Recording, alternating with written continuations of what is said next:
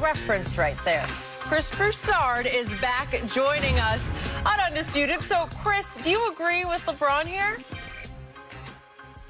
Well, first, I'm guessing that Skip senses an ulterior motive. Oh. But I won't go there. I'll be interested in seeing what he says.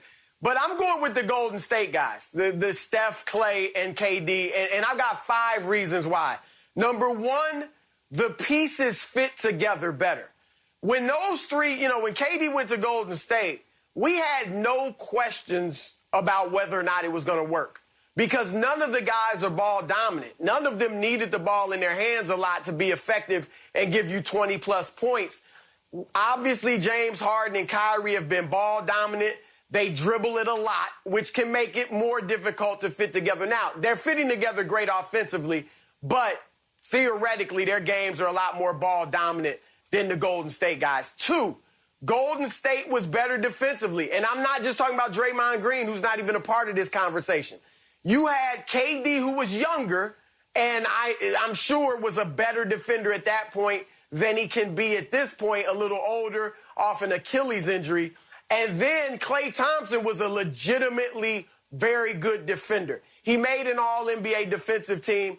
Steph obviously is in the category of Harden and Kyrie. None of them are really great defenders. The third thing, better shooters. As well as Harden and Kyrie shoot, and they are great shooters.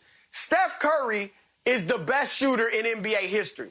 So good that he changed the game. He literally changed the way the NBA is played because he's such a great shooter.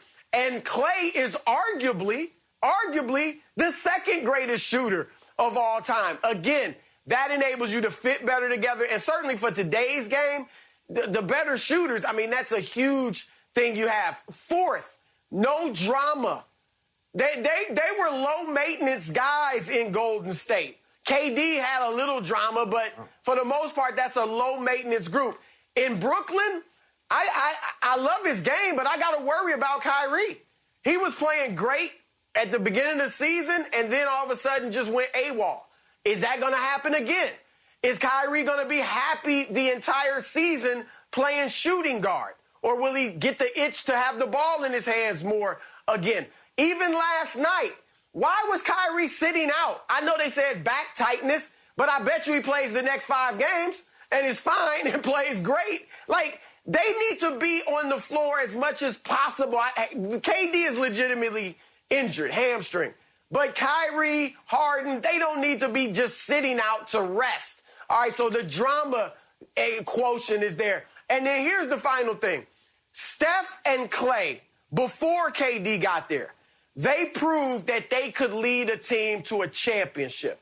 They proved they didn't need this transcendent LeBron or KD or somebody like that to lead them to a championship. They didn't need a stacked team. They did it on their own. KD was certainly the best player on those Golden State teams, but he went to a champion already. He has still yet to prove he can lead his own team to a championship, even though he was the best player. Kyrie hit one of the greatest shots in NBA history, maybe the greatest. But obviously that was LeBron's team. Kyrie hasn't had much playoff success without LeBron James yet. And we know Harden has yet to prove that he can lead a team to a championship. So for all of those reasons, I'm going with Golden State. Well, I don't like to disagree with you, but I'm going to have to disagree with you. And I say KD is KD, so that's a push. And although James Harden is not the shooter that Steph is, he can do things that Steph can't because he can get to the basket and he shoots as many free throws. So we've seen James Harden average 35, 36 points a night. So I'm going to say, just for this argument right here, Chris, I'm going to say Steph and James Harden are a push. Now, because even though Kyrie is not the pure shooter that Klay is, what he can do with the basketball, Klay can't do. Klay's not putting the ball on the floor and finishing at the rim like this kid can. This kid has mid-range. He has the 3. He shoot the. You follow him. He go to the free throw line. He has a better all-around offensive game than Klay Thompson. So I'm gonna give him the edge on that. They average about 5 points more per game.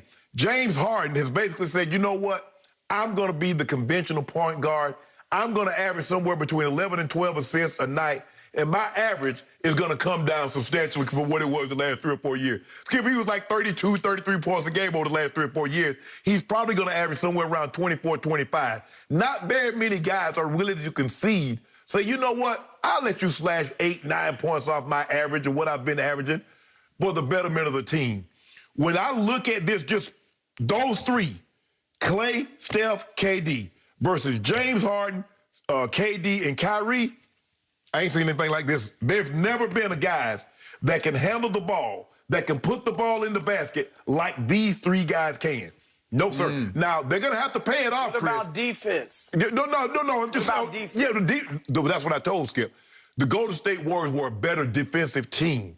And they're going to have to pay, ultimately, in order for them to be judged correctly, they're going to have to pay it off with a championship. But if you just look at player for player and skills, nah, this right here, we ain't never seen anything like this. Thank you, Shannon Sharp. Are you listening, LeBron James?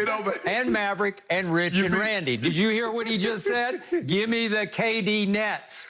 Give me the KD Nets, excuse me. And by the way, Chris, back to your first question. It was like 2 hours ago, but yes, LeBron has an ulterior motive. He's trying to defend his legacy here, and I do not blame him for that, but he's going to fail because we have never seen a three-man offensive firepower like these three Nets. And I do think KD is a push, and I don't think he's lost much, if any, on defense at age, what is he, 30? 32, probably. Yeah.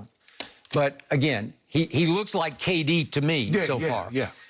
Okay, and by the way, no drama in Golden State? Well, maybe it wasn't public, but, man, there was some private drama going on between KD and Steph, the jealousy that emanated there. And finally, KD versus Draymond got really ugly in the end, and that's why KD is no longer there. Okay, so back to KD push, because it's KD versus KD. Right. But, hey, I'm sorry, James Harden is just a better all-around player than Steph Curry. They have both struggled in the postseason because I can show you a bunch of Steph numbers when they blew that 3-1 lead to LeBron's Cavaliers, obviously. He came up even smaller than he is. So they've both struggled in the postseason. But James is a better all-around scorer than Steph. Look at 40-point games. James has 99 to 39 for Steph. Better point guard. James is incredible. He's like got offensive genius as a point guard that we're just see flourishing now. And rebounding, James is a triple-double waiting to happen because he can get you 13 or 14 rebounds, and he has in his career 51 triple-doubles to Steph's 7. So, again, defensive disruptor. Who's better? I think James is a better defensive disruptor than Steph is. And what we're seeing from Steph this year, what we haven't seen in the past, we've seen him going to the rim more. Yep. Steph didn't normally go to the rim like we're seeing him go to the rim this year. That's a James Harden specialty. It is. I would agree. Kyrie is a better all-around scorer than Clay. Yeah. Clay can get even hotter than Steph can get. We know that. Right. But Kyrie, man, he's got 130-point games in his career to 57 for Clay.